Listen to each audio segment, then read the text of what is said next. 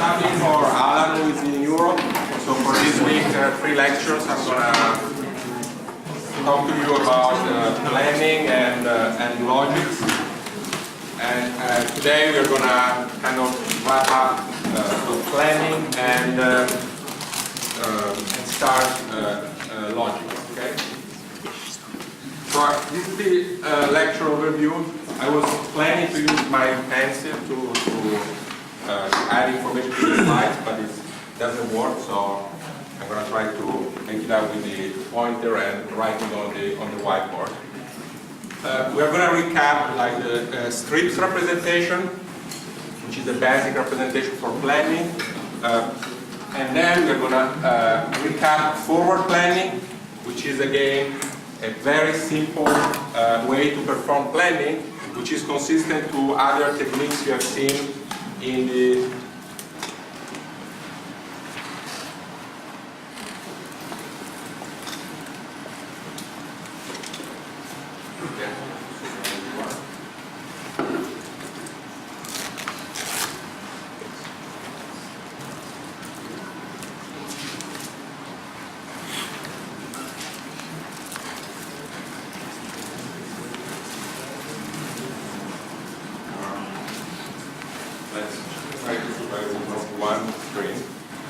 As I was saying, something for like forward planning, you have seen that it's based on search. So search is a general technique that you have seen working for constraint satisfaction. You see it working for logics as well. Okay. Then we are going to look at constraint satisfaction solution to planning. So how a planning problem can be mapped into constraint satisfaction problem. And if there is time, we'll start with logic. Okay? So you have seen this probably many times, the big scheme for the course. We are talking about planning, so it's a sequential problem. Remember, planning is trying to find a sequence of actions to go from a start state to a state that is satisfying some goals. And today we are going to see something very interesting, which is going to be solving a planning problem by mapping it into constraint satisfaction problem. So we are kind of mapping a problem in this module into this module. Okay? It's the only example you're going to see in 322 of mapping one representation into another one, but that's quite common in solving AI problems. Okay? So you shouldn't be too constrained by looking at these modules as separate representation reasoning system. Often, to solve real problems, you need to either apply these techniques together, or integrating them, or even mapping one representation into another one back and forth. Okay? So this is just an example, a simple example we're going to see today with planning. Okay? So this is how you solve planning by search in what is called forward planning. Okay, the state is a full assignment to the variable. So remember, you're representing the world as a set of variables, so A, B, C, and let's assume that these are binary. So true, false, true, false, true, false. A particular state could be like true, false, true. Okay? So this is how we represent states. These are our representation of the world, and we're going to planning in this representation. For the successor function, is they are the states reachable by applying a valid action. So in a strict representation, an action, if you have an action, let's say A1, what do you need to specify? The precondition, which is what? An assignment to a subset of the variable. So you might have an action that is saying A equal true, could be B equal false, whatever subset of the variable. So these are the preconditions. And then what you need to specify to have a complete action. This is telling you when you can perform the action, and then you have what?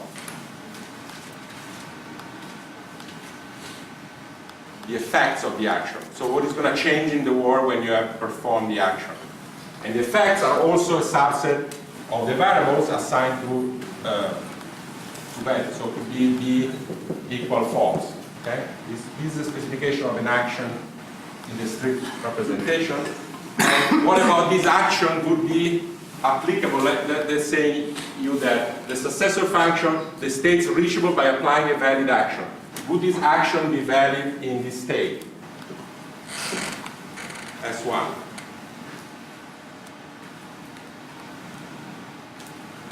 Yes, yes, because the precondition A equal true is satisfied in this state. So whenever you have a planning problem, you are in a state, you look at all the actions, all the ones for which the preconditions are satisfied are the ones that are applicable. Okay?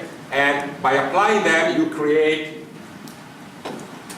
the successor of these states. So if you apply this action, well, the successor would be the same state, but let's assume that this state is true.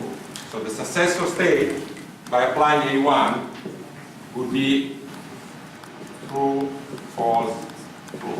Okay? So this is making B false. Okay, so this is the idea. You search, you're going to see an example with the robot shortly. The goal tests are partial assignments of values to features. So you might say, I want my robot to end up in a state in which C is false. Okay? So this could be a goal. It's a partial because you don't want to specify the whole state. You just want to say, my goal is to make C false, to assign a particular value to the. So this could be a goal.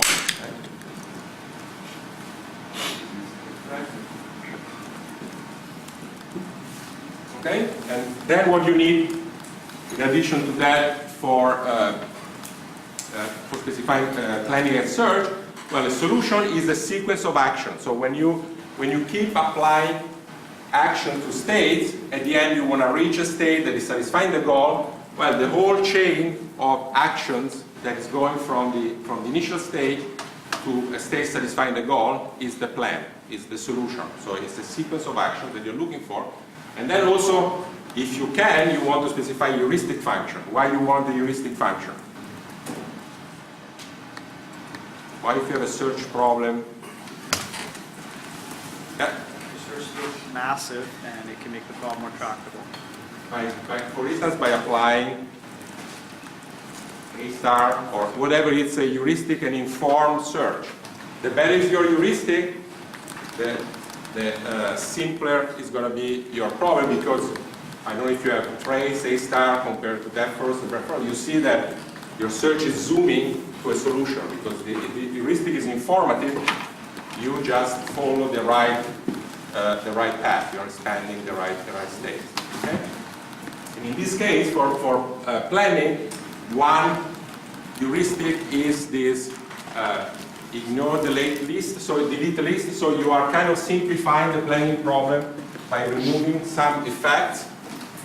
And it's an interesting heuristic because it's not a heuristic that you apply to a state and it's giving you a number by looking at the state. You're actually solving a planning problem with a simplified representation for the actions. Okay? I cannot go into the details, but if you haven't understood this, go back to the slides and to the textbook. It's an interesting, it's a heuristic in which you measure the heuristic function for each state by solving a simpler problem, not just by counting stuff in the states or acting on the state. Okay?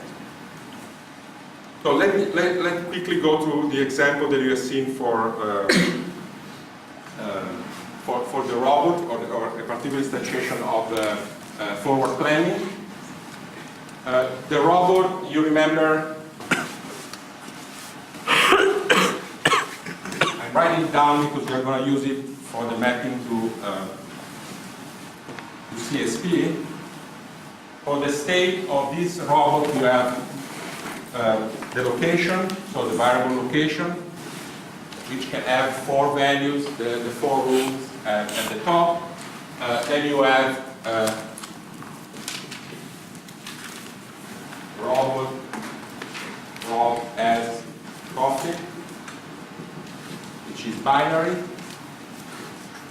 Then you have Sam wants coffee, a binary, and then you have male waiting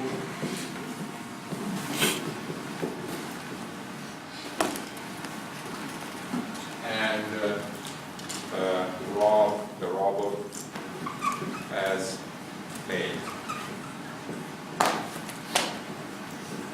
So you have 4 variables defining your state, and remember the notation that is used in this example. If this is to say that the variable has value false. Okay.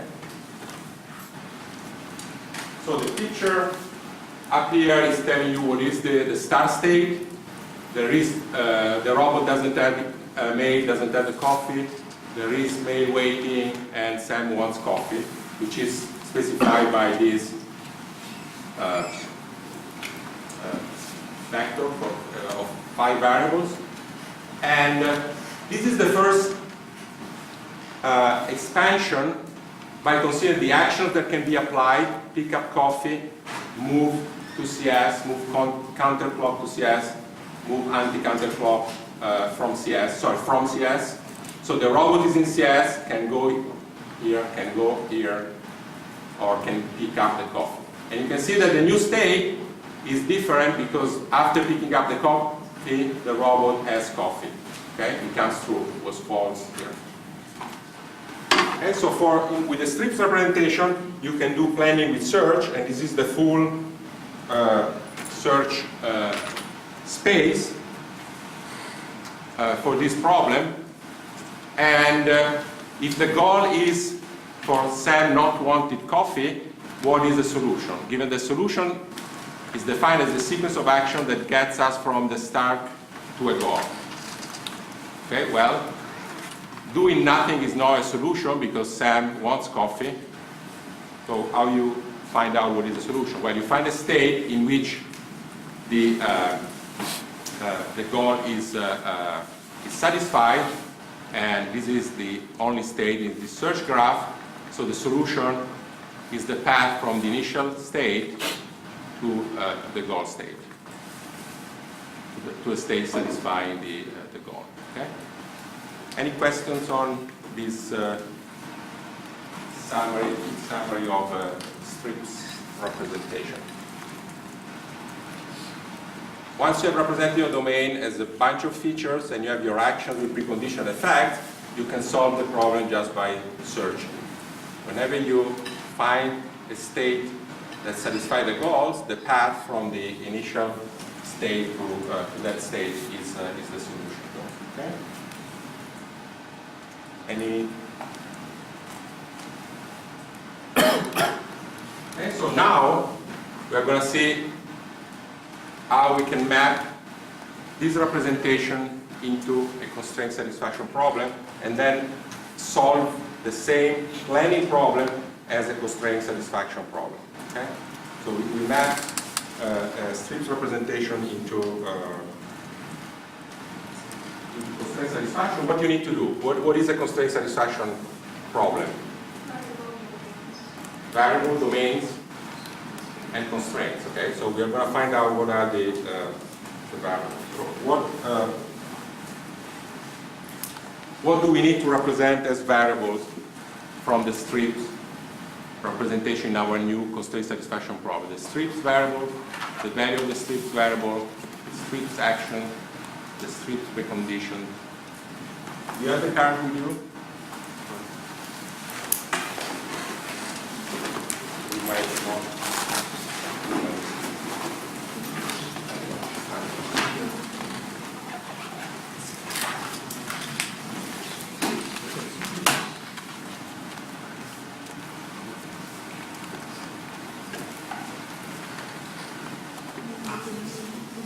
So the idea is that, what do you think?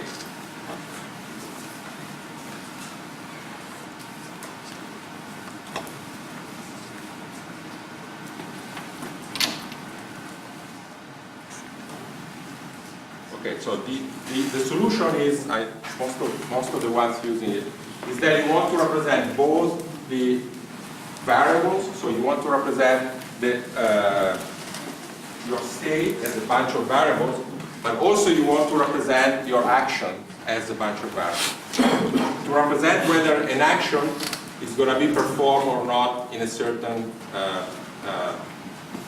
time stamp. Okay? So what we want is to have a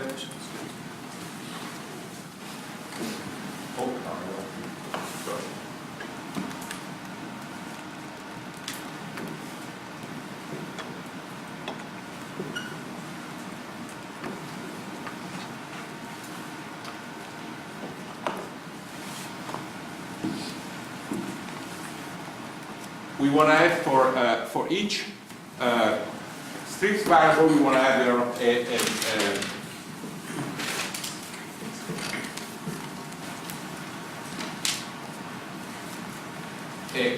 CSP variable for each timestamp. So if we have 3 variables, we would have like A0, A1, A2, A0, B0, C0. Then for the next timestamp, you would have A1, B1, C1. So what we are trying to represent is the evolution of our world as an evolution of states. So we need to represent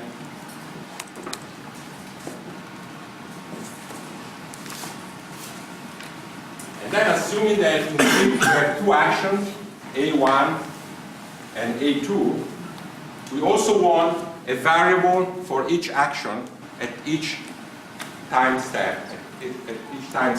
Okay?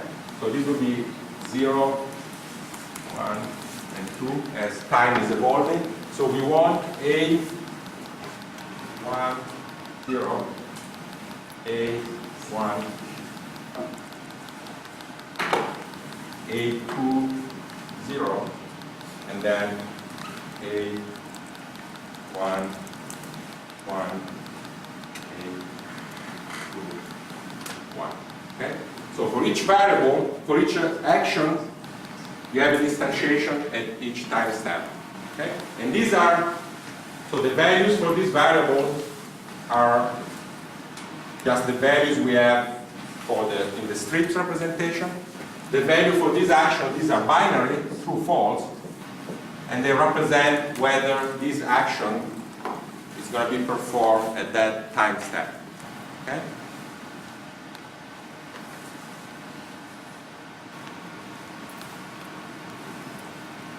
So we need also to represent what? So these are the variables that we have. We need also to represent the constraints. So what kind of constraints we need? What kind of constraints we have in the strips representation? We have like variable for the state, the actions, but for the actions we have the preconditions and the effects. Okay? So we want to capture precondition and effects as constraints. And we want to have constraints between the variable at time t and action at time t. So you need to capture constraint between the variables at a certain time stamp with the action at a certain time stamp, because these are the precondition constraints, because they're telling you when you can perform actions. And then you want to capture also constraints between the action at t and the feature, the state feature at t plus 1. Because this is like how the action at a certain time stamp are going to influence the variable, the features, your states at time t plus 1. Okay? So we need now to kind of specify how we can define these constraints. Okay? So if the action constraint, the precondition constraint between variables and action at time t, and the effects they capture connection between t and t plus 1. Okay?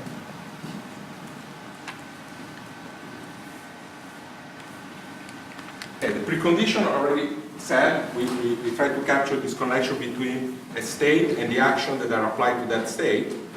So in the case of the our example, if we have the precondition of pick up coffee, we need to say for which configurations we can apply or not apply pick up coffee, given the variables at the same timestamp. Okay? And we list these as possible configurations, so the ones that are accepted. So what happens with this means like it doesn't matter whether it's true or false. So the robot is in the menu room. Robot as coffee can be true or false. What is pick up coffee? Can it be true? Can it be executed? No, because if you think of the domain, pick up coffee can only be executed when the robot is in the coffee room. Okay? So that's why these are filled with false. What about this one? The robot is in the right room, but the robot already has coffee. And when you describe the domain, like 2 weeks ago, the robot has assumed that only has one arm, cannot pick up, it already has one. So this would be false. Okay? What about these two? This is in the right room, it's false, so the action can be performed, but we don't want to force an action to be performed every time it can be performed. Okay? So that's why we allow both cases in which pick up coffee can be true. It's the only case in which can be true is when the preconditions are satisfied. But when the preconditions are satisfied, it doesn't mean that the action needs to be performed. Okay? So that's a key point that often is misunderstood. Okay? So you can basically go from any action and the precondition to a specification for a bunch or for a set of constraints. And the idea is that you can build this model for as many steps as you want, and we're going to see how we're going to use this effectively to compute a plan. But you can specify for each action the preconditions as a constraint, which is listing all the possible configuration. Okay, so it's not a constraint like A equal B plus 1. This is just telling you all the possible configuration of the variables that satisfy this constraint. Okay, that's the point I already made about the condition. For the effect, well, you are connecting. Now you are for the effect, you are connecting stuff at time t, variables and actions with variables at t plus 1, because that's what you do. You are in a certain state, you perform an action, and you change the next state. Okay? So that's why you have here two actions that are the two actions that can affect robot as coffee. Okay? So in the effect constraints, you kind of put together all the actions that can affect a certain variable, and you have to see how that variable is going to change for every possible configuration of those actions, which means which of these actions is executed or not. So this is telling you both deliver coffee and pick up coffee are executed. So you know that it's impossible because they're the preconditions, they tell you that it has to happen in different rooms, but this is just about the effect. So you don't try to reason about the precondition when you specify the effect. So what would be the value here if the robot has coffee, delivers, and pick up?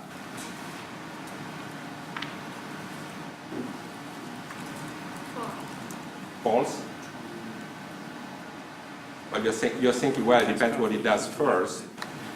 but assume that it can do it in parallel. You deliver a coffee and you pick up another one. It has the coffee, okay? In this case, if it delivers and doesn't pick up, it doesn't have it, okay? So you can make it, oops. Oh, unfortunately, yeah, I was supposed to write on this, but you can see the whole table on the slide. But let's see this example, okay? The robot doesn't have coffee, doesn't deliver, doesn't pick up, doesn't have coffee. The robot doesn't have coffee, doesn't deliver, picks up, it has. Okay? So these are all the possible, you need to list all the configuration. You need to list. This mapping from strips to constraint satisfaction problem, constraint satisfaction problem specification can be done automatically. Okay? So that's the power of the right representation. But you need to understand the semantics underneath. Yeah. Do these have to make general sense, or are they just all the possible cases? No, they are no. They're not all the. They are all the cases that. Well, it depends what you mean by possible. Okay, not all the exhaustive, not the Cartesian product of all these variables. Only the ones. So you don't have here the. So how many do you? How many? There are 16 possible configurations of these variables. Okay. But these are the only ones that make sense. So you don't have false, false, false, t. False, false, false, true. Oh. Okay? So that doesn't make sense. Well, what I meant was just the three first columns, because it seems like at least for two of them, the robot doesn't have coffee, but it delivers coffee. But that's a precondition. So the robot, which one? The robot doesn't have coffee. Still doesn't have coffee. Delivers, pick up. Okay, so the first column is just. No, you don't think about the preconditions. You just think about the effects of the two actions performed in a particular state. Yeah. For the third column, it's saying the robot has coffee but doesn't deliver coffee and can pick up coffee. The third row. Yeah. Yeah, the third row, sorry. Okay. Has coffee, delivers coffee, pick up. How is that possible? It's not. We're ignoring preconditions. We are ignoring preconditions. Let's assume that the action, you are not thinking of precondition. This would be what? True or false? True. Okay. That's it. Because we have also specified preconditions for both actions, some values here, some rows here are going to be cut when you do constraint satisfaction altogether. But these are very good questions. The whole point is that strips is assuming the two are independent. So we map them into constraint satisfaction as independent things. But when you run constraint satisfaction like R consistency, well, they're going to eliminate rows. The effects are going to eliminate rows from the precondition from the effects, and the whole thing is interacting. Okay?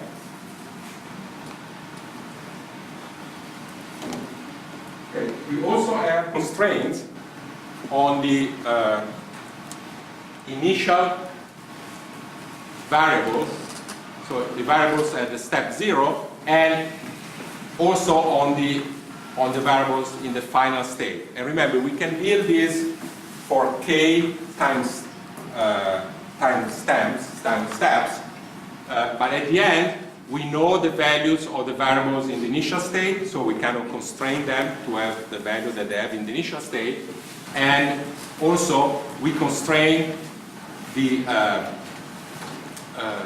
variables in the final state to satisfy the goal. Okay? So in this case, if we want Sam to have coffee, and we have represented a possible plan involving two steps, we constrain these to be false. And they are unary because we are just saying, you remember the difference between binary constraints and unary constraints or n-ary constraints? We are just saying this variable must have this value. Okay? So we say that for the goal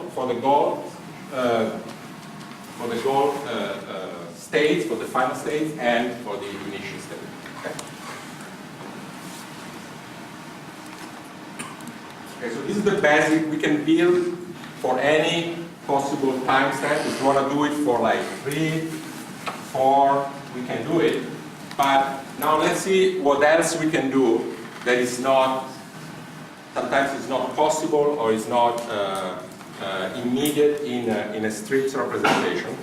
So other things we can do, what are additional constraints that you might want to represent? You might want to say maybe stuff. So remember, these constraints, they are always connecting like variables, for instance, in T with actions in T. Or these are connecting actions in T with variables in T plus 1. What else we might want to represent as constraints? You maybe look at T plus 2 from actions in T, like 2 steps ahead. That's a possibility, but yeah, that's a possibility. We're not going to talk about it, but you can. Yeah, that's a good point. You can go maybe find. And this is the assumption that you're looking at one time slice at a time. And your point is kind of going this way. Well, let's think about going this way. So you can specify constraints among the variables at a certain timestamp, and you can specify constraints among the actions at a certain timestamp. So one constraint that is often used is to say that only one action can be performed at each timestamp. Okay? So these are called mutually exclusive constraints. Okay? And it's very simple how you do it if you have 2 actions. So let's assume that you have 2 actions.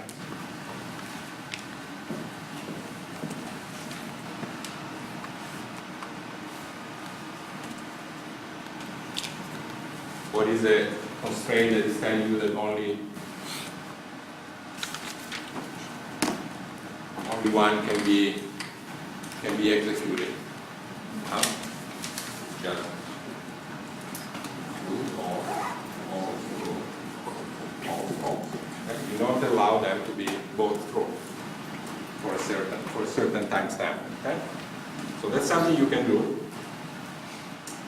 This is like you cannot deliver the coffee and deliver the mail at the same time.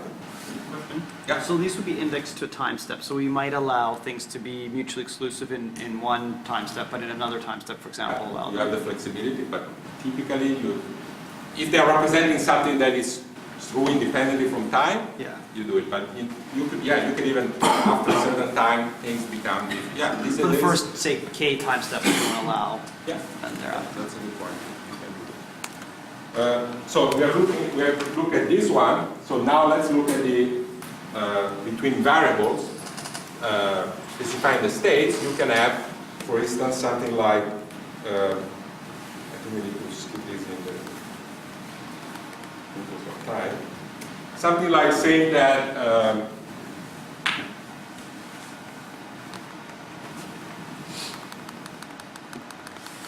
the robot has only one hand, or it can hold only one thing. So a robot has coffee and robot has mail. They cannot be true at the same time. Okay? So these are capture physical constraints of the system, but anything that is independent from planning, so it's not capturing any connection between actions and states. It's just in my particular domain. These values for the values for these 2 variables, certain value for these 2 variables, they cannot be true at the same time. Okay, so you can represent those, and it's something that it's something that you can also do in strips.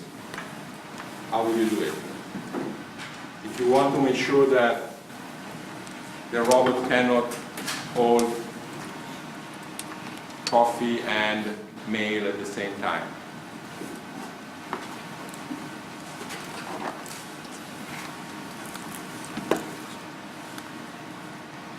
Well, there isn't much you can do in strips. You can either play with the preconditions or with the effects.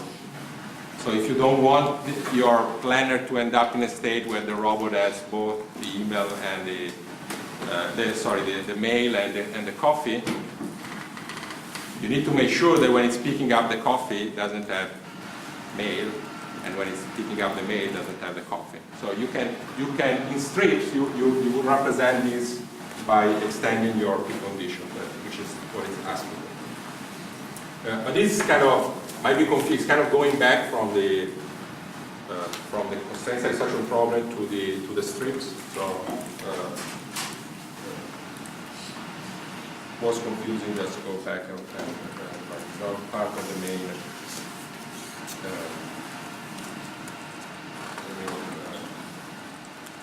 Process we are describing. Okay.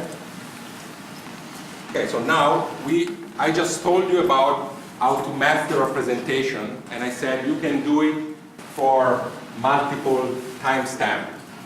But we want to solve a planning problem. So when you solve a planning problem, what do you want to find? You want to find whether there is a plan on length 0, then whether there is a plan of length 1, and if there is no plan of length 0 or length 1, you search for a plan of length 2. So that's the idea behind mapping in the strips representation, constraint satisfaction, and solving the problem. So that's what we do. You map the problem to kind of length 0, which is basically checking whether the goal is true in the initial state. Okay? So that's what you do. You have just the first time you just represent your state 0, and you apply the constraint, you apply your constraint for the initial state, which are setting the variables to the value in the initial state. You apply the goal constraint, and if, for instance, Sam wants coffee was like as a goal and to be true, well, if it's true, then you're done. Your planning is 0 action. You are already in the goal state.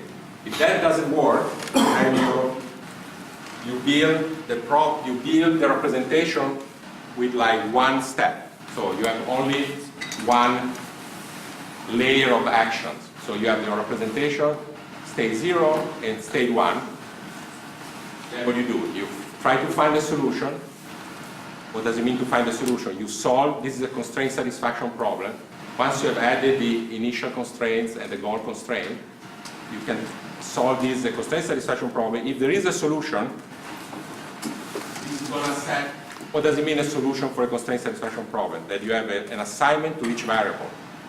So it's going to assign a value to each of these action variables, and if one is 1 and the other are 0, well, your plan is just that action. Okay? If you don't have mutex constraint, you might have more than one action equal to 1, and so the plan is to perform those actions. Okay? If the constraint satisfaction fails, it means there are no plans of length 1. So what do? You build now the constraint satisfaction problem for 2 steps. Okay? And you rerun your constraint satisfaction algorithm. Remember, this picture is missing the initial constraint. These are like set to the values in their initial state, and these has to be set to the goal. So, again, if there is a solution for this, some of these actions are going to have 1 as a value, and it means you need to perform those actions. And if you do it for like k equals 0, 1, 2, 3, you stop whenever you find a solution. And that's going to be, it's telling you what is the plan. Okay? Yeah. Is there a general way in which, like, you've kind of given us sort of a cruder algorithm, but is there some general automated way in which I can turn a strips problem or a CSP problem into strips problem? Like I can just run it, a machine, and just basically have an algorithm that... That's what happens. Okay, so like these constraints, for example, there's a methodical way in which we can deal with these constraints. And yeah, so there is if there is time, there is an applet for this AI space that you specify your strip problem, and it's automatically building the constraint satisfaction problem for horizon that you set to 0, 1, 2. So the CSP problem is unique up to isomorphism of Yep. variables, things like that? Yeah. Okay. And what is nice about this CSP translation, you can think of like a translation, Yes. is that then you can add other constraints within the, like there's a mutex constraint or partially mutex constraints or constraints among the variables, or even like t plus 1 as was suggested, which kind of goes beyond the strips representation. It's kind of, you can think of that like building macro actions that are covering more than one step. That's outside the scope of this. But it was a very good observation, it's outside the scope of.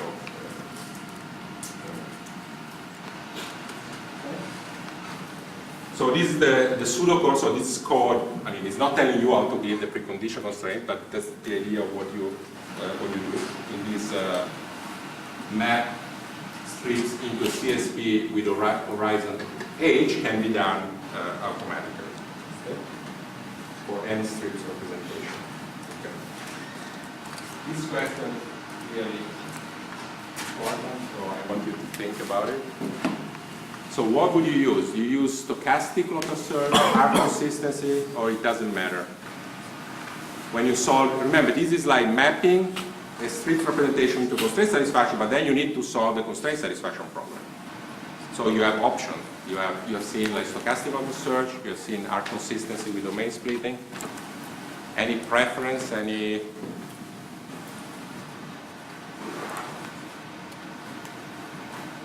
So think about what is the main difference between these two. So what is good about stochastic local search? You can find like faster amount that discover new facts. Discover new? You discover like new facts, like new states that have not been discovered yet. Because it's random, right? Sure, but R consistency, if you're running long enough, with domain splitting is going to cover all the.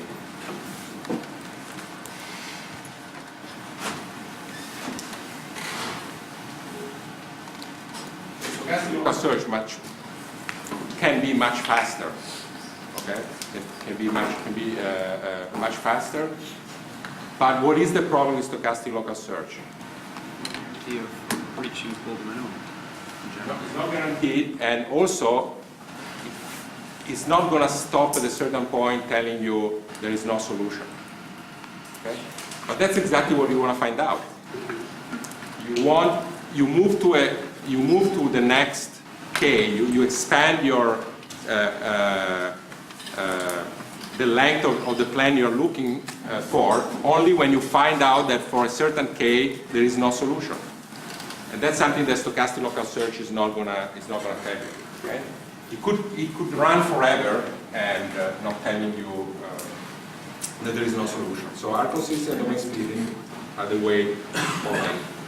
Obviously, improvements on this are the way. You want a systematic search that can stop and tell you, okay, there is no solution for this problem. So that's when you expand, you go one slice, time slice further. Okay?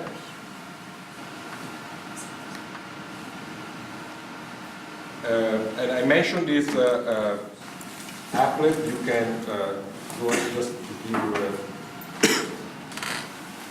you a discrete representation. You need to read the tutorial understanding why this is a strict representation. But let's say that we map it to, we can map it to horizon 2, and you create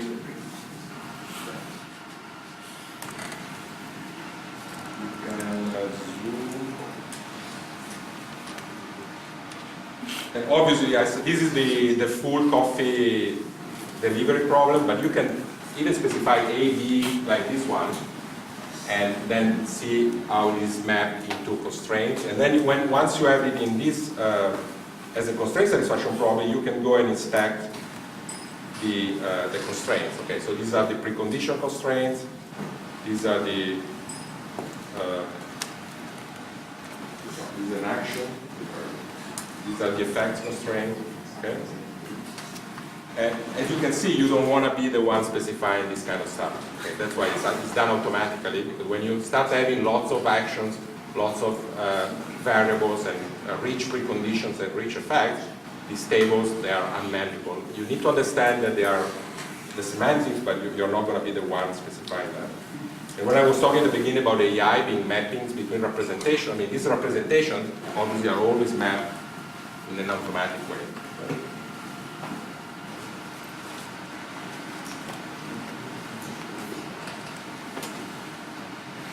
Okay, so we are kind of done with planning. I try to revise the strict representation, the forward planning, the heuristic function. Remember, it's a little bit tricky because it's not the standard heuristic that you apply to a state and it gives you a number. You really need to solve the planning problem with a simplified representation, so make sure that you provide that. We didn't have time today to do that. And the CSP planning was the core for today. It's about mapping the strict representation into constraint satisfaction problem, and how you can do it for like a zero slice, just a state, one slice with one possible action, two slices, k slices, and finding the solution is to loop through like longer and longer plan until you find one that is satisfying. And I suggest you to play a little bit with the AI space applet on a very simple problem to make sure that you understand the mapping problem. Okay? So next time we'll start with logic. Okay?